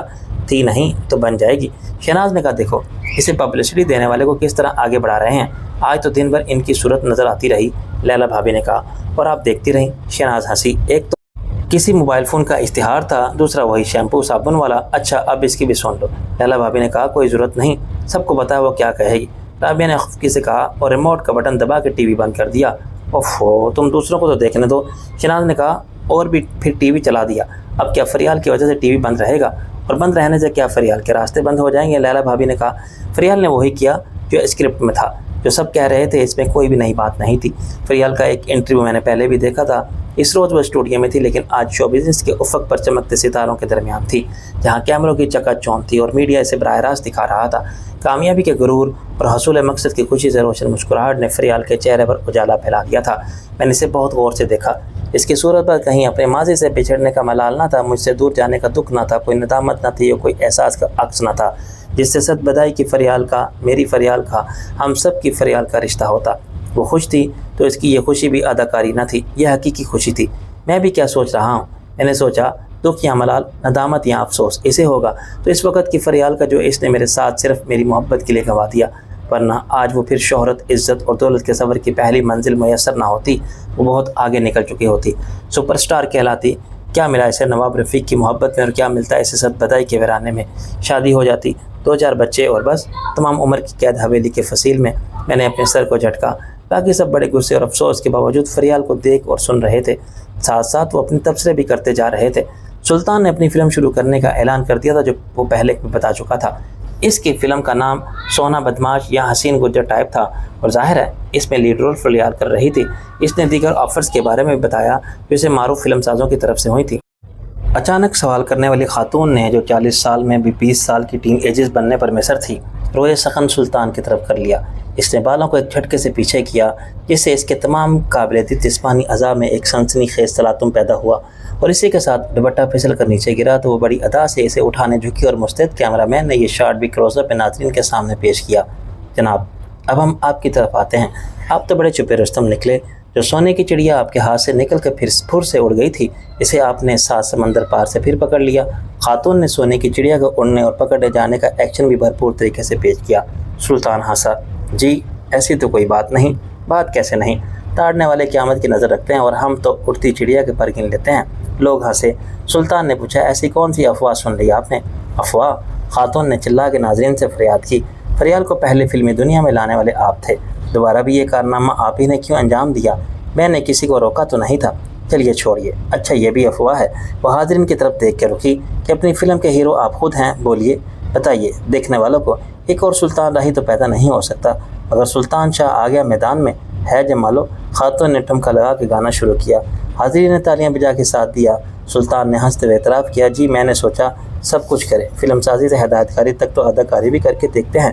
اداکار تو آپ زبردست ہیں، کیسے چھپے رستم ہیں، لیکن پبلک کے سامنے کیا معصوم بنے بیٹھے ہیں۔ اب ایک کمرشل بریک، پھر دوسری بریکنگ نیوز۔ اس اعلان کے ساتھ ہی خود شہناز نے ٹی وی بند کر دیا۔ صدمے سے خواتین کا برا حال تھا۔ کسی کو بھی یقین آنا تھا کہ فریال ایسے بدل جائے گی۔ جس سلطان کا نام سننا اسے گوارا نہ تھا، اب اس کے ساتھ فلموں میں رومانوی سین کرے گی۔ وہ اس حد تک گر سکتی ہے کہ کوئی تصور بھی نہیں کر سکتا تھا، لیکن وہ یہاں سے سیدھی سلطان کے پاس کی۔ اب وہ اس کی دی ہوئی کوٹھی میں رہتی ہے، اس کی کار میں گھومتی تھی، اس کے ساتھ ہر جگہ جاتی تھی۔ میری طرح راجہ اور شہزاد بھی خواتین کی آتش فشانی دیکھ رہا تھا اور سن رہا تھا۔ وہ میرے خیال سے چپ تھے، ورنہ شاید ان کے جذبات بھی مختلف نہ تھے۔ میرے دل سے صدمے کا اثر زائل ہو رہا تھا، اس کی جگہ اشتعال کی آگ بھڑک رہی تھی۔ مجھے یہ اپنی رسوائی کا تماشا لگتا تھا۔ فریال کا برا بھلا کہنے والے مجھے اپنا مذاق اڑاتے محسوس ہوتے تھے۔ ساری دنیا مجھ پر ہنس رہی تھی، چلا چلا کے مجھے بے غیرت کہہ رہی تھی۔ واہ بہت خوب نواب صاحب، سب کے ساتھ آپ بھی ٹیلی ویژن پر اپنی محبت کی نالامی دیکھ رہے ہیں، خوش ہیں کہ اس کی اتنی قیمت لگ چکی ہے۔ آپ جیسے عاشق ہوں تو عشق پر لعنت، جو اپنی محبوبہ کے رقیب سے شادی کے بعد دعوت ولیمہ کھانے جاتے ہیں اور لوٹ کر کہتے ہیں کہ بھائی قورمہ خوب تھا۔ میرے دماغ میں ایک غبار سا جمع ہو رہا تھا جو شاید کسی آتش فشاں کی طرح پھٹ جاتا، مگر گنی کی آواز نے ایک دم مجھے حقائق کی دنیا میں کھینچ لیا۔ معلوم نہیں باقی لوگ کیا باتیں کر رہے تھے اور کیا سوچ رہے تھے۔ میں نے دیکھا تو نور جہاں ان میں شامل نہ تھی، نہ جانے کب وہ خاموشی سے نکل گئی تھی۔ کن نے کہا، نواب صاحب وہ بڈھا آیا ہے، فضلو کا باپ۔ یکلخت فریال کا خیال گم ہو گیا اور وہ سارے خیالات بھی غبار بن کے اڑ کے جو میرے ذہن میں اٹھنے والی انتقام کے جذبات کی آندھی بن چکے تھے۔ میں ایک دم اٹھا۔ اچھا کہاں ہے وہ؟ کنی نے کہا، باہر کھڑا ہے، آپ سے کچھ کہنا چاہتا ہے۔ راجہ نے کہا، تم نے اس کی تلاشی لی؟ یہ کام گارڈز پہلے ہی کر چکے تھے سر، اس کے پاس ایسی کوئی بھی چیز نہیں، میں نے بھی چیک کر لیا ہے۔ تم اسے پہچانتے ہو گنی؟ شہزاد نے کہا، وہ فضلو کا باپ ہی ہے۔ گنی نے کہا، میں سورج سے تو نہیں پہچانتا سر، لیکن وہ کہہ رہا ہے اور فضلو کا باپ نظر بھی آتا ہے۔ راجہ بولا، تم ہر ایک کے باپ کو پہچان سکتے ہو صورت دیکھ کر؟ گنی کو چھینپا، وہ دراصل صورت فضلو جیسی ہے اس کی سر۔ میں نے کہا، وہ بیٹے کو دیکھنے آیا ہوگا۔ جی سر، لیکن میں نے سوچا آپ اس سے کچھ پوچھنا چاہیں تو۔ بڈھا باقی فضلو کا ہم شکل تھا، اسے ہمارے سامنے لایا گیا تو گنی اس کے پیچھے ریوالور لیے مستعد کھڑا رہا، حالانکہ اس کی کوئی خاص ضرورت نہیں تھی۔ میں نے اور راجہ نے اسے جو سوالات کیے ان سے کوئی بھی کارآمد اور نئی بات معلوم نہ ہوئی۔ تو اس نے بتایا، وہ ہم پہلے سے جانتے تھے، تم صرف یہ دیکھنا چاہتے ہو اپنے بیٹے کو؟ میں نے کہا، پوچھا، ہاں جی، آپ اسے معاف کر دیں مائی باپ۔ وہ ہاتھ جوڑ کے بولا۔ میں نے کہا، بابا یہ قانونی معاملہ ہے، اس نے پبلک کے سامنے مجھے قتل کرنے کی کوشش کی تھی، ہم اسے پولیس کے حوالے کریں گے۔ ایسا مت کریں سرکار، پولیس اسے زندہ نہیں چھوڑے گی، قدرانہ کے بندے اسے مار ڈالیں گے۔ وہ رونے لگا۔ میں نے کہا، افسوس کہ اس معاملے میں تمہاری کوئی مدد نہیں کی جا سکتی، تم رانا کے پاس جاؤ۔ اس کا کوئی فائدہ نہیں جناب علی، آپ نے فضلو کی بہن کو بچایا تھا، اسے بھی بچا لیں۔ بلا شبہ وہ ایک تکی باپ تھا جو اپنے بد کردار بیٹے کی زندگی بچانے کے لیے سب کچھ کر سکتا تھا، لیکن جانتا تھا کہ وہ کچھ بھی نہیں کر سکتا۔ میں نے کہا، دیکھو کاسو کا معاملہ کچھ اور تھا، اگر تمہارا مطلب یہ ہے کہ کاسو کی طرح میں اسے بھی کہیں دور بھیج دوں تو یہ ناممکن ہے۔ اول تو فضلو کی حالت ایسی نہیں، پھر اس کے جرم کے گواہ بہت ہیں۔ راجہ نے کہا، اس بات کی ضمانت کون دے گا کہ یہاں سے جانے کے بعد وہ پھر نواب صاحب کی جان لینے کی کوشش نہیں کرے گا؟ شہزاد نے اس کی تائید کی۔ ہاں، اس بار وہ خنجر لے کر آیا تھا، دوسری بار وہ ریوالور لے کر آ گیا۔ پھر یہ ہو سکتا ہے وہ یہاں سے جانے کے بعد رانا سے کہے کہ اسے ایک موقع اور دیا جائے۔ فضلو کے باپ نے اپنے آنسو پوچھ لیے۔ ٹھیک کہتے ہیں آپ سرکار، اس بدبخت کو اب مر ہی جانا چاہیے۔ میں نے کہا، غنی جاؤ اسے فضلو سے ملوا دو۔ غنی نے میرے حکم کی تعمیل کی، لیکن اس سے ایک جذباتی غلطی سرزد ہوگی۔ فضلو ہوش میں تھا اور باپ کو دیکھ کر اس کی آنکھوں سے بھی آنسو بہہ نکلے۔ پٹیوں میں لپٹے ہوئے بیٹے کو دیکھ کر فضلو کا باپ بے اختیار دھاڑے مار مار کے رونے لگا اور بیٹے سے لپٹ گیا۔ اس وقت غنی باہر نکل آیا۔ اس نے کہا کہ خود اس کے لیے اپنے آنسو ضبط کرنا محال ہو گیا تھا۔ فضلو کے باپ نے اس مہلت سے فائدہ اٹھایا اور بیٹے کی مشکل آسان کر دی۔ کچھ دیر بعد غنی کے چیخنے چلانے کی آواز سنائی دی۔ اس وقت شہزاد اور راجہ اپنے اپنے کمرے میں سونے کے لیے جا چکے تھے اور میں بھی لیٹ گیا تھا، مگر نیند میری آنکھوں میں سے بہت دور تھی۔ ابھی صبح کے افسوسناک سانحے کا اثر زائل نہ ہوا کہ فریال کے انٹرویو نے میرے جذبات کی دنیا میں ہلچل مچا دی۔ میں نے اوپر سے جھانک کر پوچھا، غنی کیا بات ہے؟ غنی نے میری طرف دیکھا۔ سر جلدی سے نیچے آ جائیں۔ میں نے اس کی آواز میں خوف اور پریشانی کو محسوس کر لیا تھا۔ میں زینے سے اتر کے نیچے گیا تو مجھے غنی کی آنکھوں میں آنسو نظر آئے۔ میں نے کہا، غنی کیا ہوا؟ اس نے کہا، سرکار مجھ سے کوتاہی ہوگی، بہت بڑی غلطی ہوگی، کچھ بتاؤ تو صحیح، آخر ہوا کیا ہے؟ اس بوڑھے نے فضلو کو مار دیا۔ میں نے چونک کے کہا، مار دیا؟ کیسے مار دیا؟ اس نے فضلو کا گلا گھونٹ دیا۔ گلا کیسے گھونٹ دیا تمہاری موجودگی میں؟ میں نے برامی سے کہا۔ وہ بولا، یہ غلطی ہوئی مجھ سے، میں نے کچھ دیر کے لیے بوڑھے کو اکیلا چھوڑ دیا تھا۔ مگر کیوں؟ کیا اس نے کہا تھا؟ اور اس کے کہنے سے کیا ہوتا ہے؟ تم نے اس کی بات کیوں مانی؟ سرکار، وہ بیٹے کو دیکھ کر رونے لگا دھاڑے مار مار کے۔ خود فضلو کی آنکھوں سے آنسو بہ رہے تھے، بس یہ مجھ سے دیکھا نہ گیا۔ خود میں کچھ جذباتی ہو گیا اور باہر نکل آیا۔ ان کے سامنے میں اپنی کمزوری کا اظہار نہیں کرنا چاہتا تھا۔ چند منٹ ہی لگے ہوں گے کہ مجھے اتنی دیر میں فضلو کے باپ کو موقع مل گیا۔ میں اپنی غلطی کے اعتراف کرتا ہوں۔ میں نے کہا، چلو جو ہونا تھا ہو گیا۔ مجھے ذرا بھی شک ہوتا ہے کہ بڈھا یہ کرے گا تو میں وہاں سے نہ ہلتا۔ میں نے کہا، یہ بھی تو ہو سکتا ہے غنی کہ فضلو نے باپ سے کہا ہو کہ اس کی مشکل آسان کر دے، ورنہ پہلے ہم اس کے ساتھ نہ جانے کیا سلوک کریں گے، پھر پولیس اور اس کے بعد رانا صاحب۔ اس کی حالت پہلے ہی خراب تھی۔ باپ نے بھی سوچا کہ اتنی اذیت اٹھا کے بھی فضلو کے لیے زندہ رہنے کا کوئی چانس نہیں۔ خیر، وہ بڈھا اب کہاں ہے؟ غنی نے کہا، وہیں بیٹے کی لاش کے پاس بیٹھا رو رہا ہے۔ میں غنی کے ساتھ تہہ خانے میں گیا تو اس افسوسناک منظر نے مجھے متاثر کیا۔ معلوم نہیں فضلو کے پیدا ہونے پر اور اس کے جوان ہونے پر باپ نے اس سے کیا کیا توقعات وابستہ کی ہوں گی، جیسے کہ سب ماں باپ کرتے ہیں۔ لیکن آدمی سوچتا کیا ہے، ہوتا کیا ہے؟ کون باپ اس منحوس دن کا تصور بھی کر سکتا ہے جب بدعمال بیٹے کو وہ خود اپنے ہاتھوں سے موت کے گھاٹ اتارنے پر مجبور ہو جائے؟ کہنے کا بہت سے کہہ دیتے ہیں کہ اس سے تو تیرا مر جانا اچھا تھا، مگر یہ صرف غصہ بولتا ہے، دل سے ایسا کون کہہ سکتا ہے؟ مجھے دیکھ کے بڈھا کھڑا ہو گیا۔ سرکار، اب یہ آپ کو نقصان نہیں پہنچا سکتا، وہ روتے روتے بولا۔ میں نے اس کے کندھے پر ہاتھ رکھا۔ یہ تم نے کیا کر دیا؟ کیا پتہ میں اسے معاف کر دیتا، کہیں دور بھیج دیتا۔ بڈھا روتا رہا۔ مجھے معلوم ہے مائی باپ، آپ بڑے دیالو ہیں، آپ اسے کچھ نہ کہتے۔ فضلو نے کہا تھا کہ وہ آپ کے پاؤں پکڑ کے معافی مانگ لے گا اور آپ سے التجا کرے گا کہ مجھے بہن بہنوئی کے پاس بھیج دو، کاسو کے پاس، اور آپ انکار نہیں کریں گے۔ لیکن اس نے مجھے بتایا کہ وہ پھر آپ پر حملہ کرے گا، دوسری بار آپ کے سر میں گولی مارے گا۔ وہ آپ کو دھوکہ دیتا معافی مانگ کے۔ میں نے اس سے کہا کہ بے غیرت، یہ سب تو اس کے ساتھ کرے گا جس نے تیری جان بچائی اور جس نے تیری بہن کا سہاگ اجڑنے سے بچایا، تیرے بہنوئی کی جان بچائی، تو اسے دھوکہ دے کر قتل کرے گا۔ اس سے پہلے میں تجھے مار دوں گا۔ میں دم بخود کھڑا رہا۔ اس اعتراف جرم نے مجھے اپنی ہی نظر میں شرمندہ کر دیا تھا۔ اگر کاسو کی جان بچانا میری نیکی تھی جو آج میری غلطی بن گئی تھی، ایک باپ نے مجھ پر اپنا بیٹا قربان کر دیا تھا، میری جان بچانے کے لیے بیٹے کو قتل کر دیا تھا، اس احسان کا بوجھ میرے ضمیر پر آ گیا تھا۔ میں نے کہا، بابا تم مجھے بتا دیتے، میں نمٹ لیتا فضلو سے۔ یہ تم نے کیا کر دیا؟ تمہاری نیکی قانون کی نظر میں جرم ہے، تم نے قتل کیا ہے۔ اب میں کیا کروں؟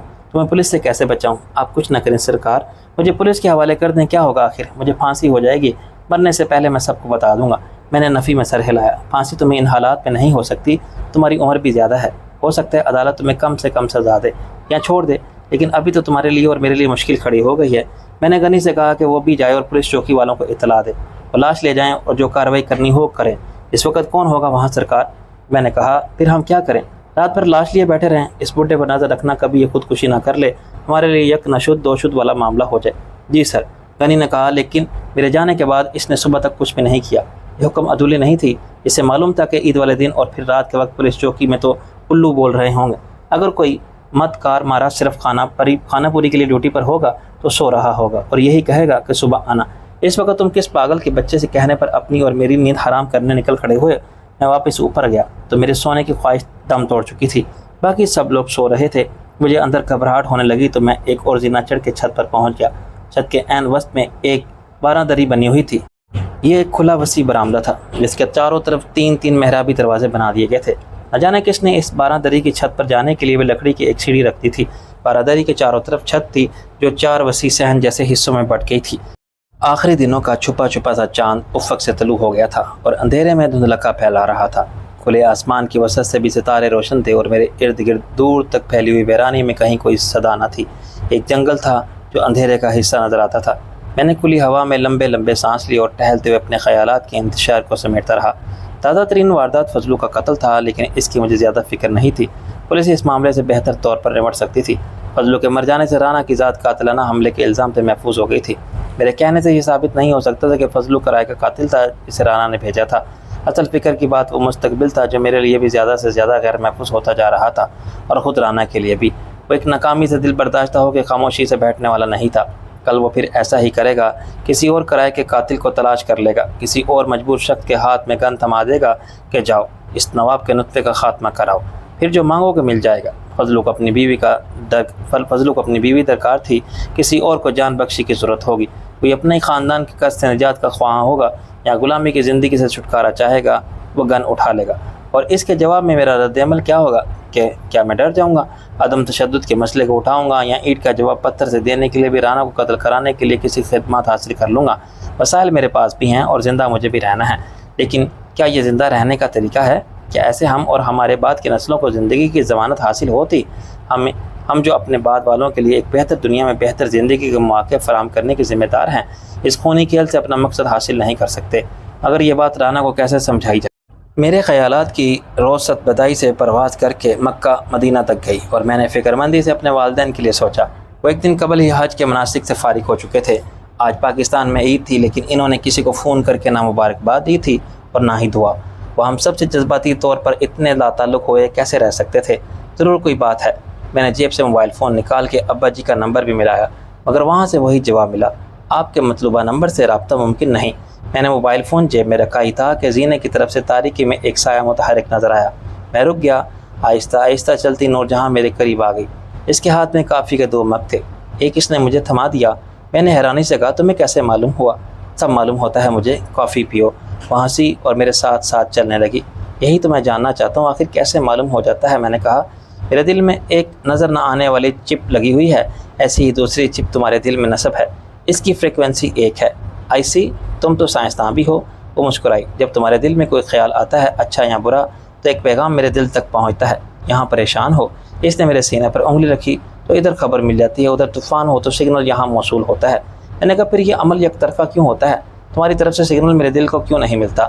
یہ اپنے دل سے پوچھو۔ وہ ہنسی۔ آج سارا دن میں دیکھتی رہی اور سوچتی رہی کہ مجھے کیا کرنا چاہیے تمہاری پریشانی دور کرنے کے لیے، مگر کچھ سمجھ میں نہیں آیا۔ مجھے معلوم ہوا تم جاگ رہے ہو۔ تم نے دیکھا یا تمہیں سگنل موصول ہوا؟ پہلے سگنل موصول ہوا، پھر میں نے باہر آ کے دیکھا، لیکن اس وقت تم اوپر نہیں نیچے جا رہے تھے۔ کیا ہوا تھا؟ میں نے کہا، کچھ نہیں، بس ایک مرڈر۔ اس نے سر ہلایا۔ وہ تو ہوتے رہتے ہیں، کوئی بات نہیں۔ پھر تم واپس آئے اور چھت پر چڑھ گئے۔ میں نے دیکھا اور آ گئی۔ ہم 12 دری میں بنی ہوئی سنگ مرمر کی بینچ پر بیٹھ گئے۔ وہ میرے ساتھ لگی کافی پیتی رہی۔ میرا ایک ہاتھ اس کے شانوں کے گرد حمائل رہا۔ مجھے اس کے قریب سے جو سکون حاصل ہوا، اس کا اعتراف میں کیسے نہ کرتا۔ ایک وہی تھی جو میرے لیے سوچ رہی تھی، میرے لیے جاگ رہی تھی، میرے ساتھ تھی اور مجھ سے بہت دور فریال تھی، جو فلمی دنیا کی چکا چوند ہنگامہ آرائی اور دل فریبی میں اس طرح گم تھی کہ اس کے جذبات کی دنیا میں میرے خیال کا کہیں گزر نہ تھا۔ وہ دولت بندی کے خواب پر محبت کو قربان کر چکی تھی، ایک تابناک مستقبل کے لیے ماضی سے ایسے کنارہ کش ہو چکی تھی جیسے مجھ سے تعلق میں نادانستگی میں سرزد ہو جانے والا گناہ ہو۔ نور جہاں نے اچانک کہا، تم فریال کے بارے میں سوچ رہے ہو نا؟ میں دم بخود رہ گیا۔ تمہیں سگنل موصول ہو گیا؟ ہاں۔ تمہیں ابھی بھی شک ہے؟ میرا دل تمہارے دل کے پیغام کو غلط سمجھ ہی نہیں سکتا۔ میں نے کہا، کیا کروں نور؟ فوراً وہ ایک دم میری طرف پلٹی۔ تم نے نور کہا مجھے؟ ہاں۔ بس نور جہاں ذرا بوجھل سا لگتا ہے، لیکن تم کو اچھا نہیں لگا تو؟ نہیں۔ اس نے میرا چہرہ اپنے دونوں ہاتھوں میں لے لیا۔ مجھے بہت اچھا لگا۔ وعدہ کرو آئندہ مجھے ایسے ہی پکارو گے، سب کے سامنے بھی؟ تم تو پاگل ہو، خلوت کی بات اور ہے، سب کے سامنے میرا تماشا بن جائے گا۔ ٹھیک ہے، جب ہم اکیلے ہوں گے تو تم نور ہی کہو گے۔ اب بتاؤ کیا کہہ رہے تھے؟ وہ میری گود میں سر رکھ کے بینچ پر لیٹ گئی۔ نور، میں نہیں چاہتا کہ اب اس کے بارے میں سوچوں، مگر سوچے بنا بھی نہیں رہ سکتا۔ ہر روز کوئی ایسی بات ہو جاتی ہے، شاید وہ جان بوجھ کے ایسا کر رہی ہے۔ وہ چاہتی ہے میں اس سے نفرت کرنے لگوں، اور تم تم ایسا نہیں چاہتے یا ایسا کر نہیں سکتے ہو، کیا تم اتنے کمزور ہو؟ میں نے کہا محبت آدمی کو کچھ بھی بنا دیتی ہے، کبھی فاتح عالم تو کبھی غلام، کبھی اس کی طاقت بنتی ہے تو کبھی بے بسی۔ اس کا مطلب ہے فریال کو تم سے محبت نہیں تھی، یہ تم کیسے کہہ سکتی ہو؟ میں نے کہا اس لیے کہ وہ نہ کمزور ہے نہ بے بس، کتنی آسانی سے وہ تمہیں چھوڑ کے چلے گی۔ کیا یہ کوئی دوسری قسم کی محبت تھی؟ چھوڑو نور، کوئی اور بات کرو بہتر۔ تمہیں شاید اچھا نہ لگے لیکن آج میں ایک سچ ضرور کہوں گی۔ سچ یہ ہے کہ اسے تم سے کبھی محبت ہی نہیں تھی، وہ تمہیں بیوقوف بنا رہی تھی، استعمال کر رہی تھی۔ یہ غلط ہے، تم جانتی ہو یہ صحیح ہے۔ کتنی آسانی سے وہ پہلے تمہیں چھوڑ کے سلطان کی فلم میں ہیروئن بننے چلی گئی تھی، اور ہیروئن بنتے بنتے اس کی منگیتر بن گئی۔ آخر کیوں؟ بیوقوفی، نہ تجربہ کاری، غلط۔ اس نے جوا کھیلا تھا، وہ بازی ہار گئی تھی۔ جو تمہیں نہیں معلوم وہ میں بتاتی ہوں۔ اس نے ایک شرط رکھی تھی سلطان کے سامنے، اپنی پہلی بیوی کو چھوڑ دو اور آدھی جائیداد میرے نام کر دو۔ یہ تمہیں کس نے بتایا؟ یہ سلطان نے بتایا تھا، اکبر خان کی دوست کو جو فلم ساز بھی تھا، میرے سامنے دبئی کے ایک ہوٹل میں، جہاں ایک پارٹی میں وہ سب اتنے پی چکے تھے کہ انہیں اپنا ہوش نہیں تھا۔ سلطان نے فریال کو گالیاں دی کہ وہ آخر مجھے کیا سمجھتی تھی۔ چودھری سلطان اتنے بیوقوف ہے کہ اس کے پاس عقل نہ ہوتی تو وہ اتنا بڑا زمیندار، بزنس مین اور فلم ساز ہوتا۔ یہ جیسی پتہ نہیں کتنی آئیں ہیروئن بننے اور گئیں، جو ملا اس پر خدا کا شکر ادا کیا۔ یہ چودھری سلطان کے لیے شرطیں لگاتی تھی، میں اسے چھوڑوں گا نہیں۔ رنڈی بنا کے کوٹھے پر نہ پہنچایا تو میرا بھی نام سلطان نہیں۔ تم جھوٹ بول رہی ہو، میں تمہیں وہ سچ بتا رہی ہوں جس نے فریال بھی انکار نہیں کر سکتی۔ سلطان کے انکار اور اس کی دھمکی سے ڈر کے وہ پھر تمہاری طرف آئی تھی، لیکن سلطان کے چنگل سے نکلنا اتنا آسان نہیں تھا۔ اس نے ٹائم لیا اور لندن پہنچ گئی، کیونکہ تم لندن میں تھے، وہاں وہ خود کو محفوظ سمجھتی تھی۔ اس کا خیال تھا کہ تم اس سے شادی کر لو گے تو سلطان خود پیچھے ہٹ جائے گا۔ تمہارے لندن میں اچھے مراسم تھے، اس نے سوچا ہوگا کہ اب تم پاکستان تو لوٹ کے جاؤ گے نہیں، وہاں تمہارا کیا فیوچر تھا؟ تمہارے ماں باپ بھی لندن آ جائیں گے، تمہاری نوکری بھی اتنی اچھی تھی کہ تم بہت ترقی کرو گے، اور اس کے بعد تمہیں برطانیہ کی شہریت مل جائے گی۔ فریال بھی برطانوی شہری بن جائے گی۔ علیشیا جو بعد میں عائشہ بن گئی تھی، اور اس کا باپ لارڈ ارنسٹ تمہاری مدد کریں گے تو یہ مسئلہ حل ہو جائے گا۔ میں اسے دیکھتا رہا، یہ تم عجیب بات کر رہی ہو، اس میں غلط کیا ہے بتاؤ مجھے۔ فریال کو مایوسی اس وقت ہوئی جب ست بدائی کی ریاست دنیا کی سب سے بڑی قسمت کی لاٹری بن کے تمہیں مل گئی۔ عائشہ سے تو اسے ڈر نہیں تھا، فریال نے تمہیں اس طرح اپنے جال میں پھانس رکھا تھا کہ اور کوئی تمہاری زندگی میں آ ہی نہیں سکتا تھا، لیکن تمہارے پاکستان واپس لوٹنے کا فیصلہ اسے مہنگا پڑ گیا۔ اس نے سوچا ہوگا کہ چلو کوئی بات نہیں، وہ ست بدائی پہنچ کی کوشش کرے گی کہ تم اس جائیداد کو بیچ کے واپس لندن چلے جاؤ، لیکن یہ بھی نہ ہو سکا، اور مزید خرابی یہ ہوئی کہ تم نے ست بدائی میں ایک ترقیاتی منصوبہ بنا لیا۔ تمہارے ساتھ کچھ لوگ آ گئے، اس نے ظاہر تو یہی کیا کہ وہ بھی تمہارے ساتھ ہے، لیکن در حقیقت ایسا نہیں تھا۔ وہ فلمی دنیا اور شو بزنس کی لڑکی تھی، یہاں سے نکلی تو لندن پہنچ گئی، اور تمہارے ساتھ اس نے زندگی کو اپنے انداز سے دیکھا۔ تمہارے ماں باپ لندن آ بھی گئے تو کیا، وہ کتنے دن ساتھ رہیں گے؟ لندن کی ہائی سوسائٹی میں تو وہ تمہارے ساتھ ہوگی، لندن سے پیرس، سوئٹزرلینڈ، کون سی جگہ دور ہوگی؟ تم اچھا کما رہے تھے اور وہ زندگی افورڈ کر سکتے تھے جو فریال چاہتی تھی۔ خود سوچو کہ اس کے مقابلے میں ست بدائی کی زندگی کتنی بے رنگ، فضول اور مشکل تھی۔ وہ مجھے سمجھا رہی تھی، اور عجیب بات یہ تھی کہ مجھے برا نہیں لگ رہا تھا، میں سمجھنے کی کوشش کر رہا تھا۔ شاید اس کی وجہ یہ تھی کہ میں زخم خوردہ تھا۔ نور جہاں کی باتیں میرے لیے مرہم کی طرح تھی، اس سے قطع نظر کہ مرہم سے زخم بھرے گا یا نہیں، زخم کی ٹیز کم ہو تو اچھا لگتا ہے۔ میرے دل میں ایک سوال کسی پھانس کی طرح باعث آزار تھا، اور اس کی خلش نے میری روح تک کو زخمی کر دیا تھا۔ آخر فریال نے ایسا کیوں کیا تھا؟ وہ سلطان سے اتنی نفرت کرتی تھی اور مجھ سے اتنی محبت، تو پھر وہ مجھے چھوڑ کے سلطان کی طرف کیوں لوٹ گئی؟ نور جہاں مجھے اس سوال کا جواب سمجھا رہی تھی۔ مجھے ایسی ہی کسی مسیحائی کی تلاش تھی، وہ مجھے قائل کر سکے کہ فریال کو سمجھنے میں مجھ سے غلطی ہوئی، اس کی وہ محبت میری نظر کا فریب تھی، اسے وہی کرنا تھا جو اس نے کیا۔ میں بھی یہی سننا چاہتا تھا، شاید اس لیے میں نے نور جہاں کی بات خاموشی سے سنی، کسی رد عمل کا اظہار نہیں کیا۔ صرف 2 مہینے پہلے کوئی مجھ سے کہتا ہے کہ فریال کی محبت دھوکہ ہے تو میں ایسا کہنے والے کے منہ پر تھپڑ مارتا، لیکن اب مجھے کسی سہارے کی تلاش تھی جو مجھے دکھ اور پچھتاوے کے اس اندھے کنویں سے نکال سکے، کوئی ایسا جواز فراہم کر سکے کہ میں فریال سے نفرت کر سکوں۔ اندھیرے میں اس کا ہاتھ آہستہ سے میرے چہرے کی طرف بڑھا اور رک گیا۔ تم رو رہے ہو جان؟ میں نے کہا، تم میری آنکھوں میں آنسو دیکھنا چاہتی ہو؟ وہ تڑپ کے اٹھی، ایسا مت کہو، تمہیں دکھی دیکھ کر میں کتنی دکھی تھی میں سب دیکھ رہی تھی، سب جانتی تھی اور سب سمجھتی تھی، لیکن آج سے پہلے کچھ کہتی تو اس کا اثر الٹا ہوتا، تم مجھ سے بدظن ہو جاتے، سمجھتے میں تمہیں حاصل کرنے کے لیے فریال کے خلاف زہر افشانی کر رہی ہوں۔ کیسی حیرانی کی بات ہے، کسی اور نے فریال کو نہیں سمجھا، وہ پھر میری گود میں لیٹ گئی۔ سب تمہاری نظر سے دیکھتے تھے، انہیں فریال ویسے ہی نظر آتی تھی جیسی تمہیں۔ ماں باپ کے ساتھ یہ دھوکہ بھی ہوتا ہے، وہ اپنے گھر میں اپنے بچے کو ایک شریف اور قابل فخر نوجوان بنتا دیکھتے ہیں اور یقین کامل رکھتے ہیں کہ وہ ایسا ہی ہے، باہر سے اس کی مجرمانہ سرگرمیوں کی شکایت میں ملے تو وہ دنیا کو جھوٹا اور حاسد قرار دے دیتے ہیں۔ اصل وجہ یہی ہوتی ہے کہ وہ حقائق سے بے خبر ہوتے ہیں اور شک کی نظر سے اولاد کو دیکھتے ہی نہیں۔ مجھے ایک بات بتاؤ، فریال نے تمہیں شادی کے لیے کس حد تک مجبور کیا تھا؟ میں نے کہا ہاں، اس بات پر مجھ سے خفا تھی کہ میں شادی کے معاملے کو ٹال رہا ہوں۔ اس نے کتنی محنت کی، تمہیں قابو میں رکھا، پھر تمہارے والدین کی رضامندی حاصل کرنے کے لیے کتنے پاپڑ بیلے۔ میں نے کہا اس نے تو مجھے جھوٹ بول کے بلیک میل بھی کیا کہ وہ میرے بچے کی ماں بننے والی ہے تاکہ میں فوراً شادی کر لوں۔ یہ تو میں نے بھی کہا تھا، مگر وہ جھوٹ نہیں تھا۔ نہ میرا مقصد تمہیں بلیک میل کرنا تھا، نہ میں نے کبھی تم سے شادی کے لیے اصرار کیا۔ یہ مت سمجھنا کہ وہ موقع سے فائدہ اٹھا رہی ہوں، خود کو اچھا اور فریال کو برا بنا کے پیش کر رہی ہوں۔ تمہیں کوئی صفائی پیش کرنے کی ضرورت نہیں۔ جب اس کی محبت بے غرض نہیں تھی، اس کے سامنے ایک مقصد تھا۔ شادی کے بعد وہ تم سے کچھ بھی منوا لے گی۔ اگر تم سچ بتائی سے جان چھڑا کے اس کے ساتھ باہر نکل جاؤ تو سب سے اچھا، ورنہ تم یہاں رہو، وہ لاہور میں رہے، وہاں اس کی سوشل لائف ہوگی، وہ تمہیں بھی اسی سرکل میں کھینچ لے گی۔ میں شاید وہ تم سے کہتی کہ میرے لیے ایک فلم بناؤ، اور اس کے شوق کی خاطر تم فلم ساز بھی بن جاتے۔ میں نے اس کے لیے سب کچھ کیا، یہ بھی کرتا، مگر یہ کیسی محبت تھی؟ محبت تو کچھ نہیں مانگتی۔ محبت کے سوا اسے تم سے محبت ہوتی تو سب کچھ برداشت کرتی اور مر جاتی، مگر تمہیں چھوڑ کے نہ جاتی۔ تمہاری خاطر سب کچھ کرتی، ہر دکھ جھیلتی۔ تم پھر کہو گے کہ میں موازنہ کر رہی ہوں، لیکن کچھ جھوٹ ہو تو بتاؤ، کیا میں نے کبھی تم سے کچھ مانگا؟ خود تمہارے سوا کبھی کہا کہ مجھ سے شادی کر لو؟ جان ہتھیلی پر رکھ کے تم سے ملتی رہی۔ تمہارے دشمنوں کے خلاف میں نے تمہارا ساتھ دیا۔ اکبر خان کو میں نے کس کے لیے قتل کیا؟ صرف تمہارے لیے۔ میں احسان نہیں جتا رہی ہوں، وہی کہہ رہی ہیں جو حقیقت ہے۔ آج بھی میں تم سے کچھ نہیں مانگتی۔ تمہاری عزت، تمہاری دولت، مجھے کسی سے سروکار نہیں۔ تم جس سے چاہو شادی کر لو، مجھے کچھ نہ دو، بس اپنے پاس رہنے دو۔ کوئی مجھے تمہاری داشتہ کہتا رہے، میں تمہاری کنیز بن کے بھی خوش رہوں گی۔ میں نے جھک کر آہستہ سے اس کی آنکھوں کو چوما، آنسوؤں کی تلخی میرے ذائقے میں اتر گئی۔ تم رو رہی ہو؟ اس نے دونوں بازو میرے گلے میں ڈال دیے۔ کیا یہ ہو سکتا ہے جان؟ میں ہمیشہ تمہارے ساتھ رہ سکتی ہوں، میں یہاں سے جانا نہیں چاہتی۔ میں نے آہستہ سے اس کے ہاتھوں کو الگ کیا۔ تم یہاں کیسے رہ سکتی ہو نور؟ بہت خطرہ ہے تمہارے لیے۔ خطرات میں تم گھرے ہوئے ہو، میں نہیں۔ میری بات اور ہے، میں خطرات کا مقابلہ کر سکتا ہوں، میں نے کہا۔ وہ بولی، اور میں نہیں کر سکتی؟ نہیں، تم میری ذمہ داری ہو۔ اگر تم پکڑی گئی تو شاید تمہیں بچانا میرے لیے اتنا آسان نہ ہوگا، کیونکہ شریک جرم مجھے بھی سمجھا جائے گا۔ وہ مسکرائی۔ چلو اچھا ہے، تمہارا ساتھ تو ہوگا۔ یہ مذاق کی بات نہیں نور، تمہارے لیے ابھی خطرہ ٹلا نہیں ہے۔ اب یہ کیس اتنا پرانا نہیں ہوا کہ پولیس بھول چکی ہو، اور اکبر خان مرڈر کیس کی فائل ہزاروں ایسی ہی فائلوں کے ساتھ کلوز کر کے کولڈ اسٹوریج میں ڈال دی گئی ہو۔ اس میں سال 2 سال لگتے ہیں، تمہارے کیس میں شاید اس سے بھی زیادہ وقت چاہیے۔ وہ کیوں؟ وہ اس لیے کہ تمہارا یہ حسن تمہارا سب سے بڑا دشمن ہے۔